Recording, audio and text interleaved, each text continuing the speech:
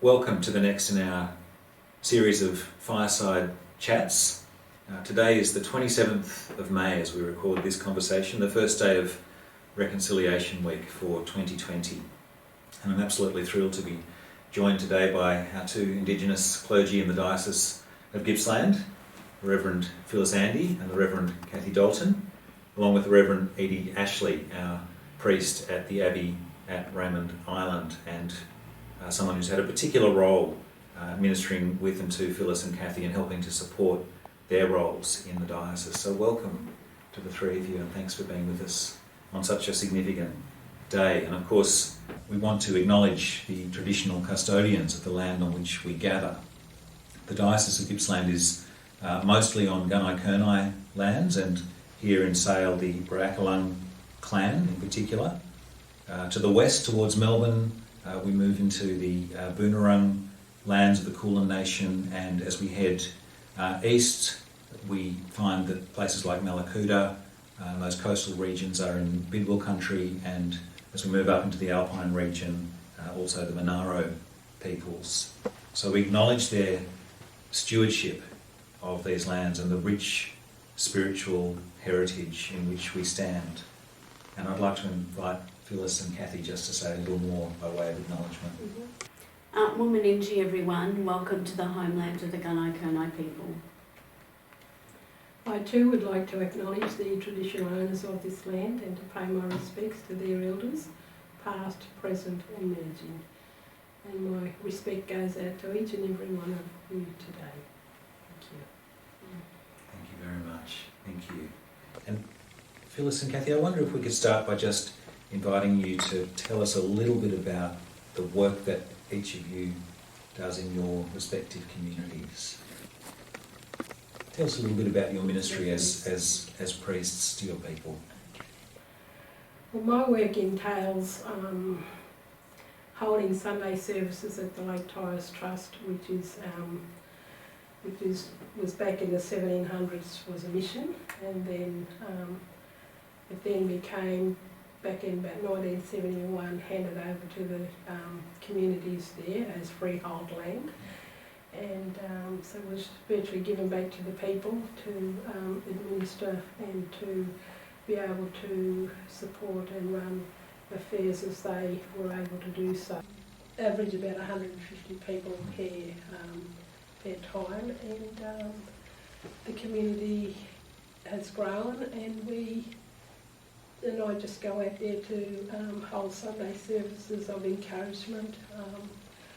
Sometimes it can be full to capacity, but it can be just the one person. But I also hold funerals, which Lake Tyers is a very significant place for the people who have moved off and want to bring their people back home in death. So we hold a celebration of the return to home and make it significance in our cultural way. And Phyllis, of course, you're based in the eastern part of the diocese and do some work with Phil Muston. I spoke with Phil last week in this context, and Phil was reflecting how you do so much of your ministry in the supermarket. It's not just what happens in church, is it? It's much more than that. Well, it just comes about, and people do know and respect me as an Aboriginal priest, and I'm not just talking about our own communities of Aboriginal people, but it's non-Aboriginal people that acknowledges that, and will ask me to either, I've got a sick person, or not person, but a sick mum or a sick dad or a sick family member, that would you pray for them, for me? And I would obligingly say yes, and it all takes shape at the supermarket. And when I go home, I've got a little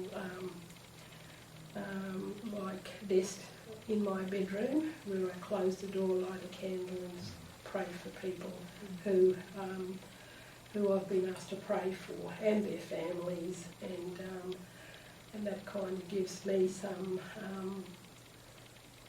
I can't find the word for it, but just gives me some peace and acknowledgement that I have been asked to do so. Families will ask also of me to, this is our Indigenous families, will also ask of me to go to do pastoral care at the hospital if they've got a loved one who's who's nearing the end of their lives. So we'll go up and sit and pray and just be there in the presence of the families who are suffering through those moments. I also do some assisting in lakes when I get called to do so. But most of my work is done at Lake Tyers, but also in Lakes Entrance and surrounding communities. If people can't leave their homes, then I'll go up to visit and sit and pray. And you will get the comments like, I listen to Christian music, on my CDs. I will read a bit of the Bible and you will see the Bible on the kitchen table.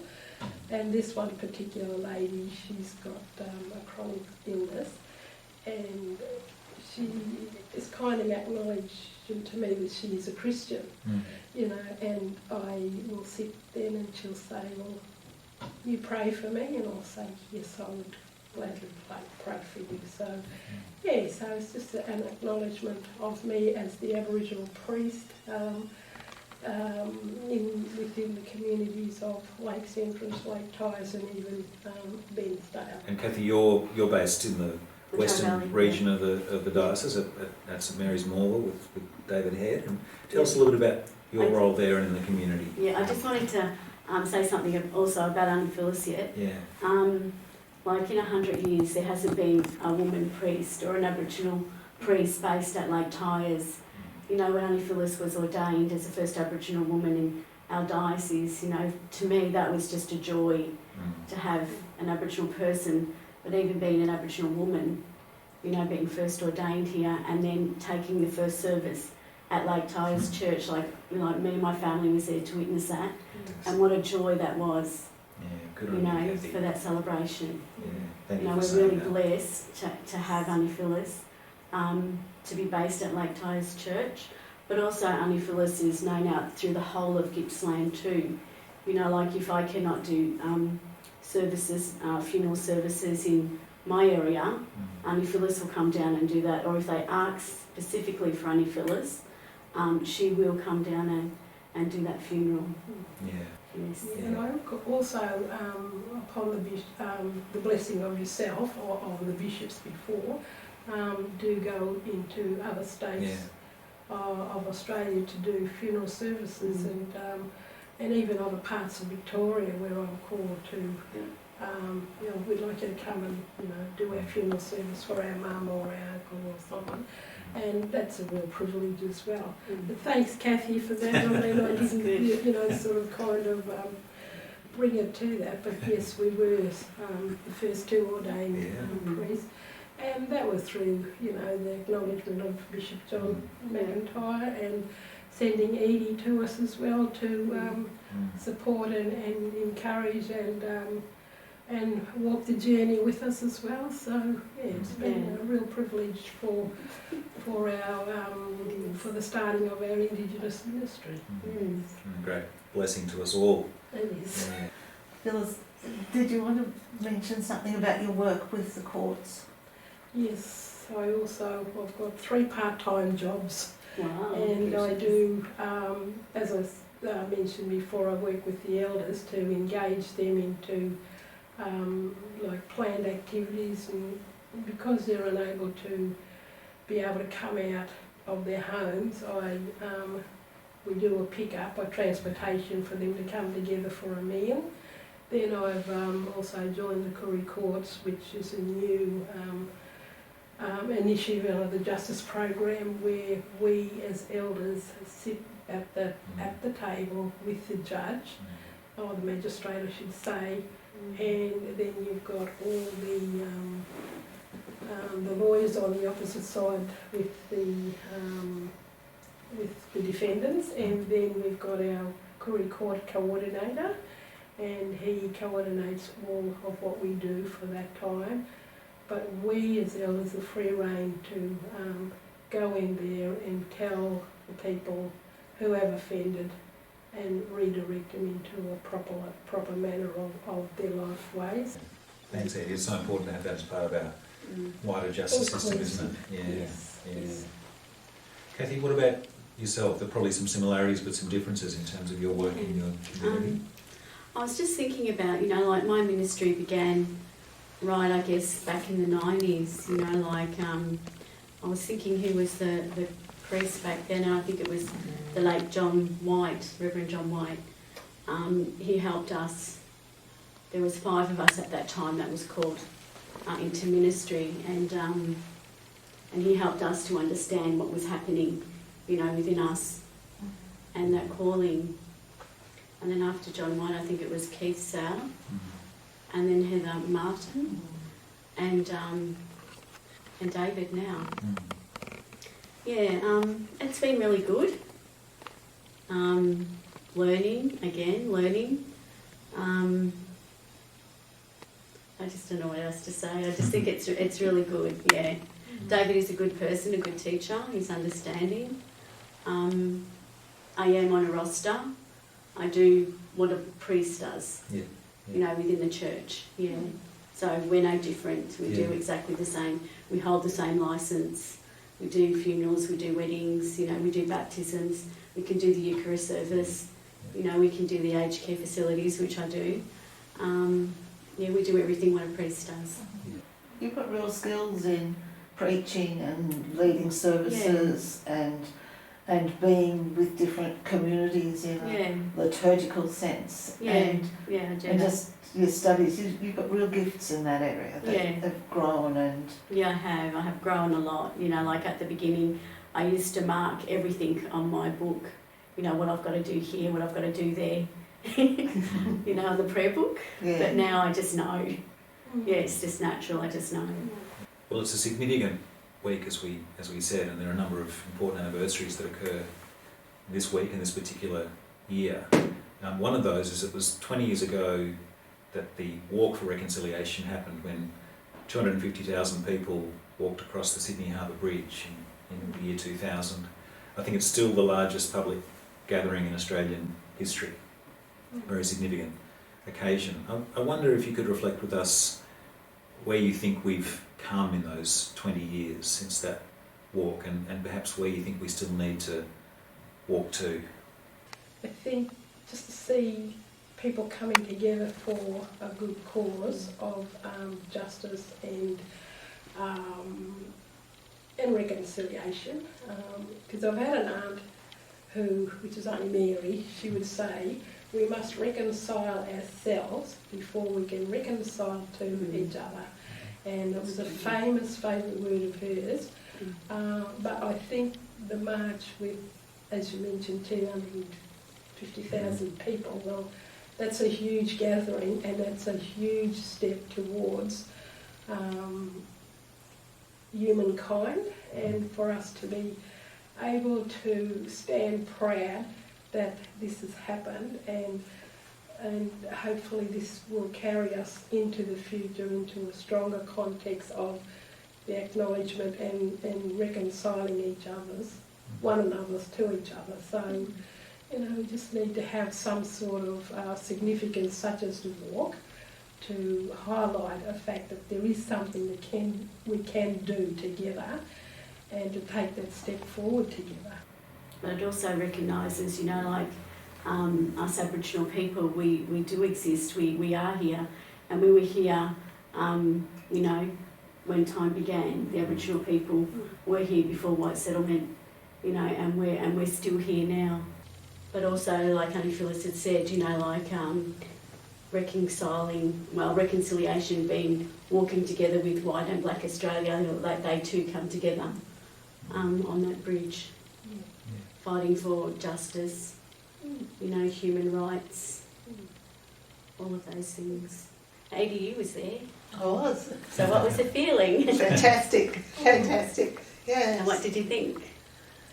Well, it's interesting. That was a very, I mean, you know, it's a long time ago, but my memory is that it was a very expectant kind of time. You know, a time of great hope and reconciliation's about to happen tomorrow. You know, well, it's a much longer journey than that, but yes, it really was an amazing coming together of people walking across the bridge. But I think for me, in another sense, the walk in '88, which was predominantly a walk with Aboriginal people, for Aboriginal people to walk, was I was going to say more profound. That's not quite right. It was profound in a different way, because that was the coming together of Aboriginal people from across the nation, and as we said, as I was saying, you know, families finding families, and people finding people, and they brought Aboriginal leaders together. It brought different Aboriginal people with different perspectives together, and from all over the nation, And so while that was a coming together of Aboriginal people that I had the privilege of being part of, the walk across the Harbour Bridge was more a walk, Aboriginal people were there, but it was more a walk of the response of the white community to how important that was for all of us. Thanks, Edie. And Edie, you've been part of the journey in this diocese for a dozen years or more. Where do you think we've come on that journey in terms of supporting Aboriginal ministry here, and what are the things we still need to do at the diocese?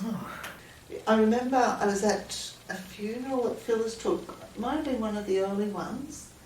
It was Blue Gum's funeral, and I was very aware at that time that for many people there, this was the first time Aboriginal people had the opportunity of having their funeral taken by an Aboriginal person, and that was powerful. That was very powerful. That now we take it for granted. Kathy and Phyllis, I mean, I don't think we realise just how many funerals you take in how many weeks, and so it wouldn't be out of the question for you to be taking, on occasion, not every week, but on occasions taking 2 or 3 funerals a week, and to be constantly living at that point of loss and of trauma, and then getting up and ministering in the next one is just remarkable, So we've gone from having a white person having to take a funeral to 2 brilliant Aboriginal priests living in the midst of that, giving thanks for people's lives and declaring life and declaring death.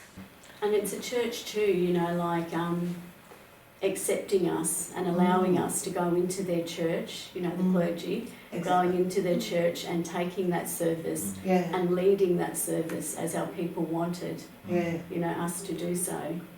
So it has come a long way. There was a couple of bumps at the beginning, little hiccups, but, you know, we're getting there. And the people, you know, are accepting of us. That's what they wanted. You mentioned trauma there, Edie, and of course trauma is an individual experience but also a collective experience, isn't it? And in thinking about Pentecost, I was reflecting on Bishop John's words as the anniversary of his death approaches, when he talked about us having an unhealed wound in the soul of our nation. I wanted to ask you about how we can learn to live more constructively, more fruitfully from that woundedness. How do we acknowledge the terrible pain and injustice and the trauma of our past? and use that to move us forward in a journey of healing and reconciliation. Part of it's just about telling the truth, isn't it, of what happened? That's the first step. You mentioned trauma there, Edie, and of course trauma is an individual experience but also a collective experience, isn't it? And in thinking about Pentecost, I was reflecting on Bishop John's words as the anniversary of his death approaches, when he talked about us having an unhealed wound in the soul of our nation. I wanted to ask you about how we can learn to live more constructively, more fruitfully from that woundedness. How do we acknowledge the terrible pain and injustice and the trauma of our past and use that to move us forward in a journey of healing and reconciliation? Part of it's just about telling the truth, isn't it, of what happened? That's the first step. I guess it's the injustice, like of the Aboriginal people since time began at the beginning of white settlement, European settlement. And Australia does have a black history, they do need to acknowledge what happened to the Aboriginal people, throughout the generations. Yesterday was the day of Sorry Day, when Kevin Rudd apologised on behalf of the stolen generation. That really happened. That happened in some people's lifetime, and they carry that trauma and that pain with them over the generation and generation, and then that story is told to their children, and that pain is still there, it's still alive. But also, like I said before, today is a referendum, and also the day of reconciliation. The referendum back in 1967, my grandfather and his father, my grandmother and their mother, her grandmother were still living and walking this land. Back then, way before the referendum, had come together, and yet that they were not citizens of their own country, of their own land. They were displaced and placed on different missions. But then, back in the Constitution of 1901, when the Constitution was formed, they did not count the Aboriginal people as First Nations of this country. And they still need to do that. That still needs to change. We can have treaty, that's fine, but new government can come in and can change everything because it's not written in their law of their land. I was talking, actually, I wasn't talking about the Constitution, I was talking about the Aboriginal Protection Board. Yeah. And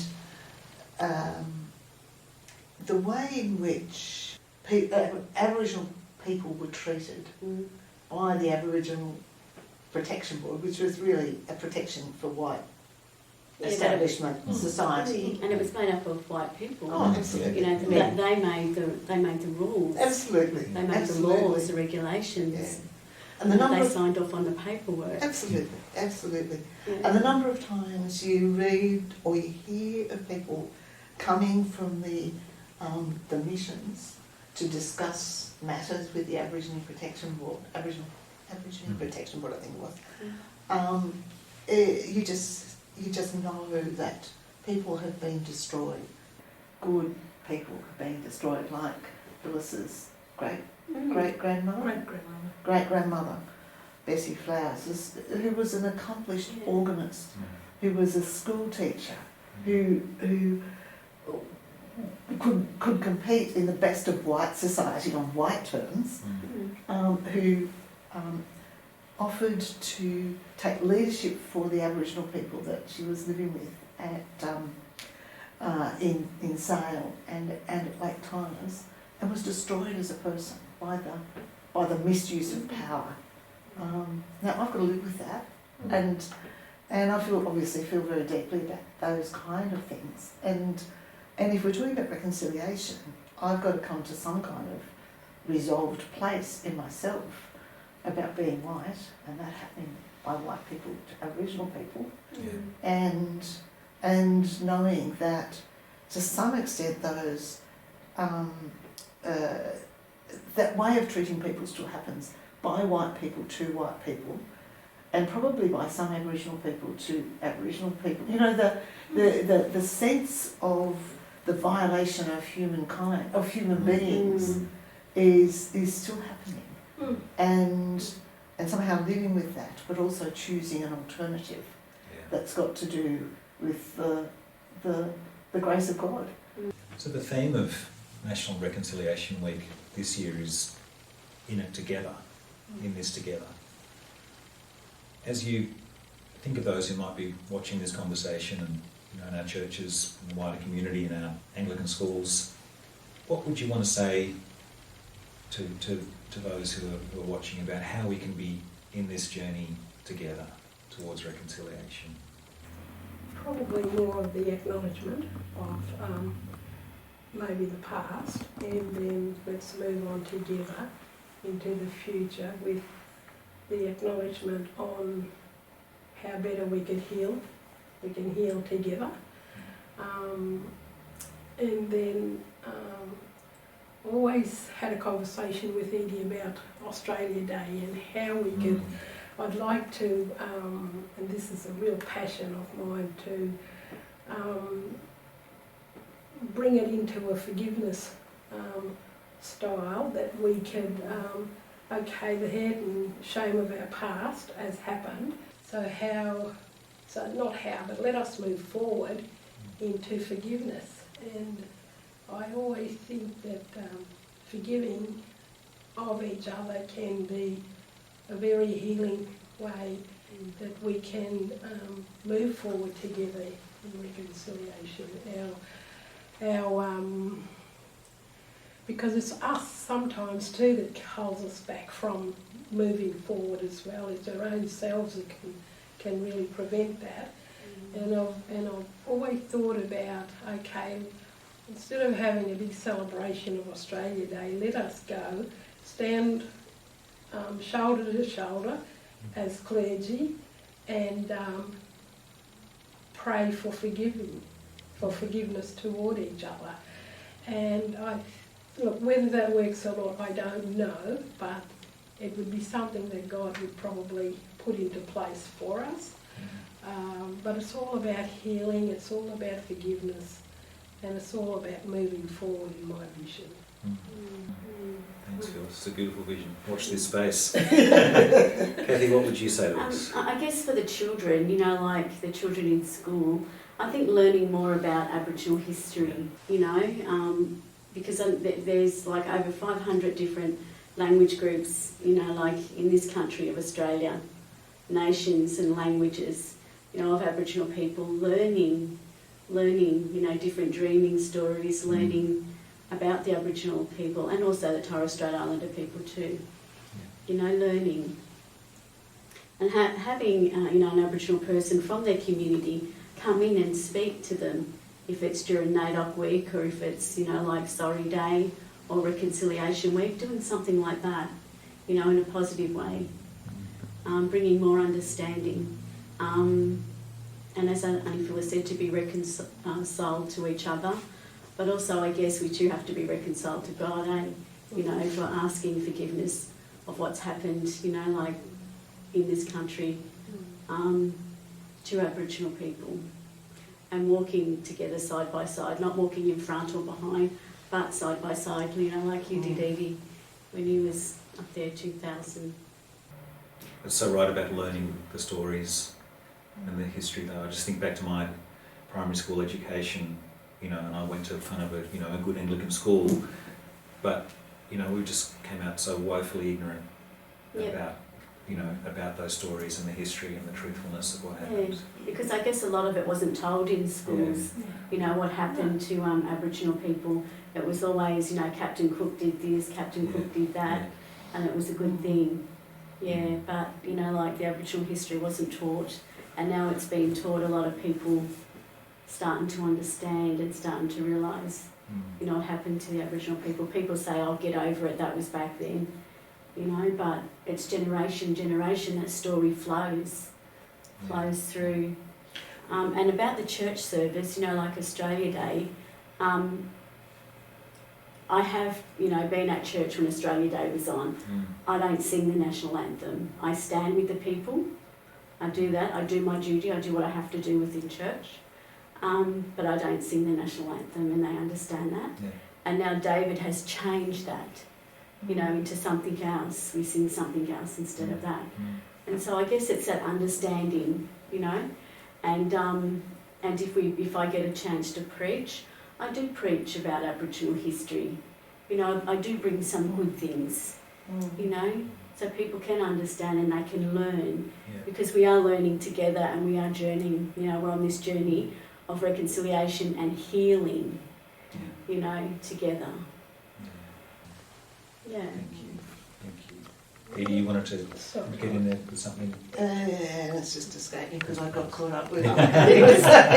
Had to quickly think because what Auntie Phyllis said. I was just trying to think, remember in relation to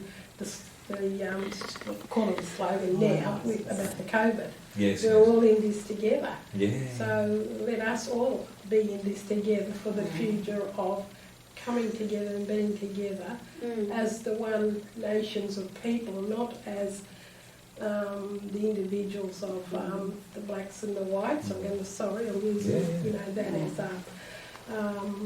and so it just means that we all need to be in it together to move forward, to take our steps forward. And I keep thinking of the first day when I met Bishop John.